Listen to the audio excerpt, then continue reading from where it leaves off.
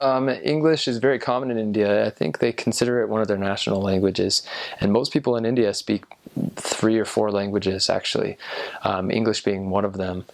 Most, actually, I shouldn't say most, I would say most people of a certain class that live in the cities. If you go into the villages, you'll find very little English speakers, but there's a fairly good amount of people that speak English.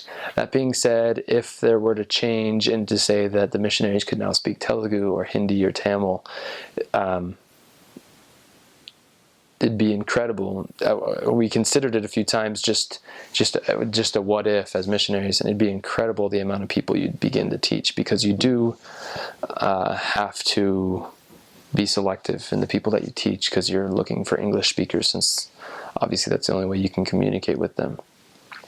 So I don't know the exact numbers, but there's a good amount of people that speak English, but it'd be incredible to be able to speak to them in their own languages, because there's a lot of people there in India.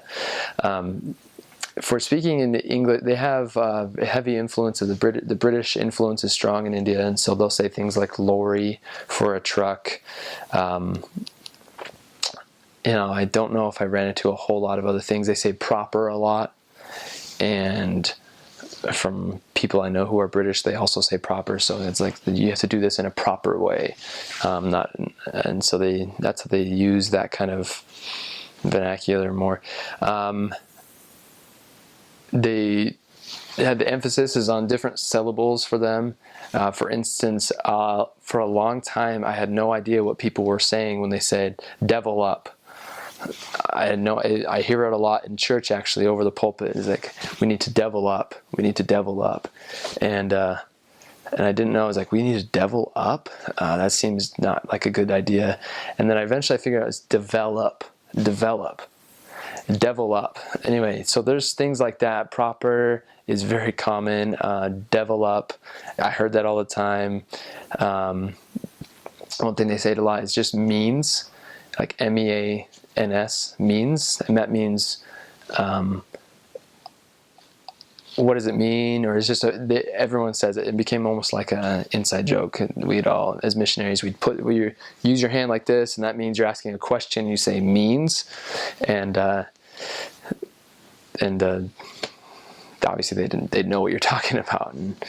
But that's another thing I should mention is hand motions are actually very helpful. This means you're asking a question, and sometimes you could ask a question, and if you don't do that, no one will. They'll just stare at you and nod and not realize that you're asking them a question, even though it was clearly a question. So you do this. They have a different way of explaining how much something is just with their hands. And this is important to know because you speak to a lot of people that don't know good English well. So this means a little bit, just showing a little bit of your finger. This means a lot. It shows your full arm. This means you have to go to the bathroom, which you see a lot. Someone will leave the room and they'll signify where they're going. And so I guess so we all know. I'm trying to think of. There's a few other.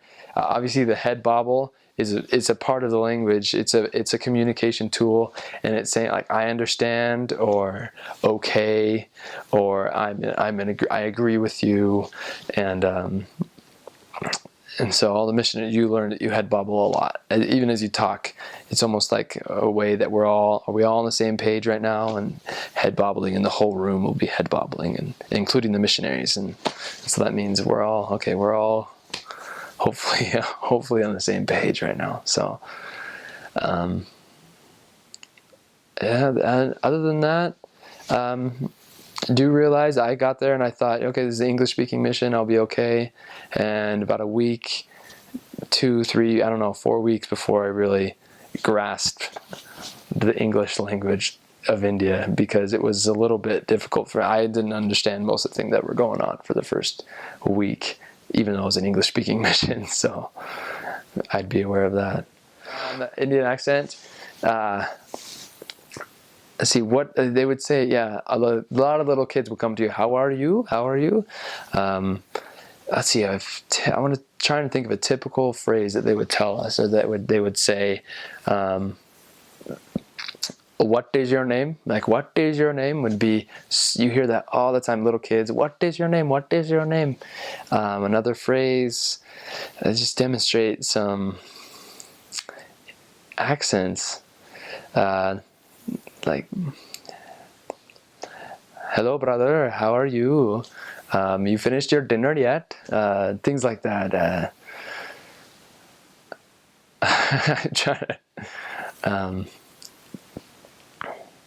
I know that the Book of Mormon is a true book in this whole world, and things like, just a little bit interesting phrases there, things like that. Gosh, I'm trying to think of others. Jackson brother. For some reason, they'll call us not elder. Or they'll call you brother, but they say your name after it. So the Jackson brother instead of brother Jackson. Jackson brother, how are you? Have you had your dinner yet, brother? Anyway, so this is one of the things that they would say. They would scold us as missionaries. It's like a playful way of, but it sounds mean, but it's like almost like an endearing. Like if someone's talking to you in this way, then that means they like you, they like being around you. It's like, and this is what I get all the time, is something like, hey, what you are thinking, junk fellow? I'm going to take off one of my chapels. I'll beat you on the head with that one. It's definitely, you are so dumb. Things like that. Are you crap fellow? Are you junk fellow? What you are thinking, missionary? You're not respecting your tag. You are just one junk missionary. And it was like, oh, why are they? They're always riding on me. And it was really just like, those are my best friends though. They're like, their kids were 20-something years old, and they'd come up to me at church, they'd put my arm around me, and they'd like try and wrestle me and stuff like that. And really, it was just like we're all playing around. So I thought I'd say that because I'm proud of my Indian accent, or at least I used to be, and that was a pretty good depiction of what they say, their phrases and their accent, I thought. So we'll see if my companions, if they saw that, would agree.